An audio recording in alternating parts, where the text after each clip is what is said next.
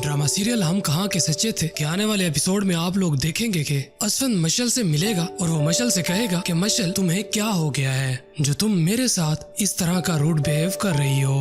मैं तुम्हें ये सब कुछ बता चुका हूँ कि मैं ये सब कुछ अम्मी के कहने पर कर रहा हूँ। मैं महरीन से मोहब्बत नहीं करता बल्कि मैं तो सिर्फ तुमसे मोहब्बत करता हूँ। मशल असफंद से कहेगी क्या मैं इसी मोहब्बत के सहारे सारी जिंदगी जी लूं? क्या तुम मुझे आगे बढ़ने का कह रहे हो? मैं तुम्हारे बगैर कभी भी आगे नहीं बढ़ सकती। असफंद तुम ही मेरी जिंदगी का हिस्सा बनोगे और वो कभी भी तुम्हें मुझसे नहीं छीन सकती। असफंद मशल से कहेगा तुम मुझे थोड़ा सा वक्त दो, तुम देखना मैं अम्मी को खुद ही मना लूंगा और सिर्फ तुम ही मेरी जिंदगी का हिस्सा बनोगी। मशल कहेगी कि मुझसे अब ये सब कुछ बर्दाश्त नहीं हो रहा, तुमने जो भी करना है जल्दी करो असफंद, वरना मैं मर जाऊंगी।